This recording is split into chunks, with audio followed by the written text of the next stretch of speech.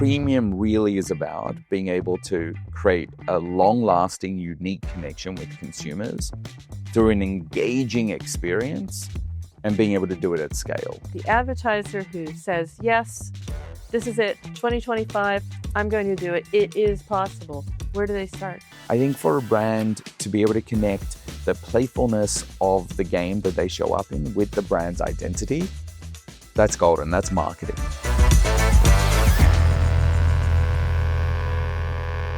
This is Mobile Groove, and this is On Location. What a location. It is possible, where I am catching up with some of the top people with the top tracks, the top ideas, the hot ideas, brings me to where I'm here at the end of the day, chilling a little, reflecting a little bit with Michael Akkerman, who is CBO, Chief Business Officer at Digital Turbine. First of all, great to have you, and isn't this inspiring? Firstly, thank you for having me. It's really great to talk to you, and very much so. I can see the ocean there. I can see the ocean there. I can see a river. What a great day. Indeed. And I was just going to say, the view, right? The vision. That brings me back to you because, well, to start off, this is an event that is about, what is possible, what is next. But it's also where you've been bringing an interesting idea, which is what I would expect of you. You are building a new consciousness around premium reach. But that would be in your nature because I was reading, you are a builder. Let you loose. You will build pool tables. You will build wardrobes. You will build relationships at an event like this. So yes, what are you building now? So I do love to do woodwork. I like to work with my hands. I mean, I live in New York, so I'm often tinkering and breaking things around my apartment just so I can fix them and build them again. But right now, as Chief Business Officer of Digital Turbine, I am focused on building the world's greatest mobile platform. Being able to come here and speak to brands and agencies at Possible here in Miami and talk to them really about how to rethink what premium means. How do we redefine premium, especially in a sea of cheap reach and the ability to go and meet consumers in a lot of different places? How do we think through creating premium connections? And I really do believe that within in-app and mobile gaming, that is possible. But it's not landing yet. What is premium not that maybe it was before? The misconception around premium, because that's where we're starting. You have to build that new thinking around that. Yeah, it's a great point. I think you need to take people through the journey. The beginning of the internet, premium was all about the content. So think of the New York Times or the Wall Street Journal, people coming to consume that content and then being able for advertisers or brands to be adjacent to that content and contextually relevant. And then it became about reach. Places where I used to work, Pinterest and Uber or Facebook and YouTube, it was all about that's where you're going to be premium. That's where you're going to go and interact with your consumers. The thing is, premium is often thought about as scarce or rare or exclusive, but Facebook has 2.5 billion people on it. Instagram has 1.3. There is nothing very scarce or exclusive about it. It is being able to connect with people at the right moment. That's what makes them premium. And for the gaming or the in-app experience, I think a lot of brands don't know the sheer scale of that audience. The fact that, premium really is about being able to create a long-lasting, unique connection with consumers through an engaging experience and being able to do it at scale. And that is what mobile gaming offers as an immersive canvas. And that's what's great about it, because it is about that scale. That audience is there, but for some reason, but maybe it's not going to be much longer that you have to explain that more to advertisers to get their head around it, that, it's a huge audience. And the fantastic point is you don't need to re-establish or re-educate. It is about being immersive. I mean, people are like, bring it on. I want to have more immersive experiences. And the advertising is immersive. That's just a win. Well, in the conversation that I had yesterday with a room full of very large audience, I think people were shocked when I showed stats to say 3.3 billion people identify as mobile gamers. Mobile gamers are doing at least 8 sessions a day at 20 minutes per session. That's nearly 3 hours of gameplay. And I think one of the most shocking is that the average age of a mobile gamer is 37. I think people have a misconception in their heads that the people who play mobile games is a 13-year-old in a dark basement with a headset on playing Xbox. But it hasn't. It's evolved dramatically. Now it is everyone, generation after generation, boomers, millennials, Gen X, and they are engaged with brands. In fact, they want brands to come into the conversation. And there are some very, very innovative ways that brands have been coming into conversation. We're talking about what premium is, and that hasn't quite landed with everyone yet. But you have some very unique thinking around, what to sort of what are the linchpins? How do you define premium and the pillars that you need to build on? Maybe you can unpack that for us. Yeah, for sure. So I think as I kind of noted previously, to me, premium is about this unique connection that you're able to create with the consumer, the ability to create an engaging experience through this immersive canvas. So one of the examples I give was we often have a video trailer followed by a playable ad end card. So it's a game within a game that really brings people in and transcends kind of like the creative experience. And then being able to do that at scale. One of our partners, H&M, the clothing store, showed an example of them being served through our system into Subway Surfer, which 10 years on still has 150 million monthly active users. And so for us, we deal with advertisers and agencies every single day. And ultimately, it is about driving business outcomes for them. Those outcomes are often measured through things like brand lift, brand preference, intent to buy. And what we see from the measurement that we do and through our partners is the lift that you get from these immersive experiences, increase of 35% sometimes for brand preference. You don't find that anywhere else. On mobile games, 4 times the interactivity that you see on other channels like social media. And so for an advertiser or a brand to not be here in this very large, addressable audience that wants to engage with open arms and open thumbs, it seems like a massive miss. Attention on social media, I won't diss it, but it is fragmented. Let's just call it that. Whereas, in games, it is focused. It is focused because someone has chosen to be there. And it's not like, scrolling and going through it. It's like totally there. So it makes sense that there would be uplift.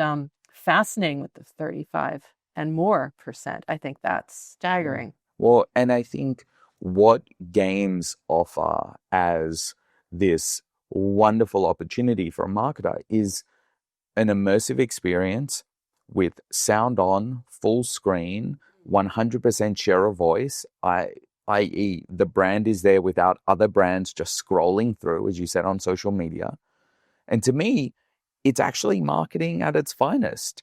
It's engaging, it's interactive, it's personalized, and it's playfully cheeky. Yeah. Like it's a wonderful place for a brand to go and also push the boundaries of what creativity can be in that experience. Walk me through maybe another one. We talked about H&M, but, is there another standout one that you can tell me about? Walk me through the example, maybe what stand out about the experience as well as the uplift. Yeah, for sure. So we partnered with the new theatrical release of Mad Max Furiosa Road. And so it was great. We had the trailer where it was, long form video, and then it was a playable game and it was Frogger. So effectively being able to control left or right. And this is all within an ad unit. But the entire creative experience, you were driving Mad Max's car. Like you were on a dirt road with cinematic music coming in and you were able to navigate. And then at the very end, there was a strong call to action to buy tickets to go see the show. And I think like it brings together so many different elements that in other advertising platforms, you just get maybe one of them. And so what I get excited about from games as a platform is that it allows for most brands to have an evergreen strategy, an always on advertising strategy. And then for specific seasonal moments or big releases, to go and do something special from a creative perspective and bring together these different pieces, break the fourth wall. It's like a wonderful, wonderful medium to do so. It's exciting for the entertainment. I mean, not only that All right. vertical, but I mean, that's a fit right there. But you did H&M. I mean, you're proving also intent. And I'm seeing a lot of that. There are some other studies about that, that being there, having that attention, having that focus, it translates into not just interest, but intent. I think that's very important. Very much so. I gave an example of Coca-Cola that also, so within the CPG category, worked with us to create a game that allowed them to stack and be able to show people where they could go and purchase Coke. Another one was for Panda Express to be able to create your own meal and bring these pieces together. Now, all of that is wonderful creativity. There's also an ability to say, let's take your creative assets that you run on YouTube or television and whatnot, and how do we go and engage with a new audience that is in a different mindset that wants to potentially engage with your brand, product, or service? So I could come to you and say, I've got these assets, but I'm not quite sure about this gamer audience. Let's put something together. Let's get that format going, that playable or that video or all of the above. What's the coolest combination you've seen, Michael? Wow, the coolest combination. That honestly, that Mad Max one is my favorite. There is one that we did also for a theatrical release, which was for a horror movie, Insidious, and it's a very spooky trailer. And then it goes into a game where you are effectively shining a spotlight in what looks like a child's bedroom. When you shine it in a certain corner, a scary demon pops out. And I would never give it to my kids because they would freak out. But it was an amazing way to, again, bring the consumer into this experience and feel like they were part of the movie. If you liked horror movies, this would have been right up your alley. And so the medium lends itself to all of these different kind of configurations. And it's really exciting to be able to see where people can go with it.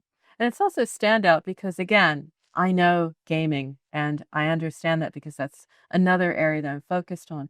But what we're hearing so much now is, it's going to lose its heart and soul. It's great to put everything out with AI, but people want experiences, not just sort of like the similarity and the sameness, like having fries with your fries, right? It's just not going to be that standout. So it's interesting that the more we are able to elevate the speed at which we create creatives, let's just put it that way, we're going to want to have something that you want to get into, that you want to experience, that's different, truly different. I think to something you said, what is really interesting, so the companies that I worked at previously, walled gardens or large ad platforms like a Pinterest or an Uber, whether we like it or not in the advertising world, it is often seen as a tax on the attention of the consumer or on their time. In games, however, 4 out of 5 mobile gamers said they actually prefer the ad-supported model, which means that they are open to brands being part of the conversation. And especially when we start using formats like rewarded video to now bring a value exchange. I think for a brand to be able to connect the playfulness of the game that they show up in with the brand's identity, that's golden. That's marketing. So we talk about what's possible. And of course, brands want to measure. But what is the data point they should really be looking at here? It's a great question. And I think it all depends on what brand it is and what outcome that they're looking for. And I think that's really important. I think sometimes we get lost in measuring metrics or what we will say is a KPI, but it doesn't actually drive a business outcome. I always say this line, at the end of the day, what a brand wants is someone who has the highest propensity to want to buy their brand product or service. If you're measuring metrics that don't tell you if that's happening, you're measuring the wrong metrics. And so what we try to do working with brands is understand what their outcome is. Is it something like brand preference, Like a Coca-Cola doesn't necessarily own the point of sale, but they want to make sure that when someone walks into a store, their brand preference for Coca-Cola is higher than Pepsi, or their intent to buy increases. Or is it someone that wants you to install and use their app? Or is it someone that wants you to go and buy something on their website or walk into their store? Based upon the outcome that the marketer is trying to drive, we make sure that we think through both the products, the placement, the targeting, and who has the highest propensity based upon our ML models. And then really, like, how do we go and show the metrics that prove that outcome has come to be, or we're on the path to getting there? My biggest advice would be for anyone to let's go test and learn. The whole reason we call it a media mix is because it's a mix of mediums. And so how do we get some experimental budget to go and test and learn and get better and better and iterate? So you make a good point with those brands, but those are the brands that are usually experimenting. They understand the metrics that they're looking at. What about the newer approaches, the ones with more experimentation? I mean, ultimately, they have to sell it either to C-level or even to their agency, that I want to look at gaming and I want to look at mobile games. And in addition to everywhere else I'm experimenting, whether it's CTV or out of home, what do you say in that case? I think it's a great question.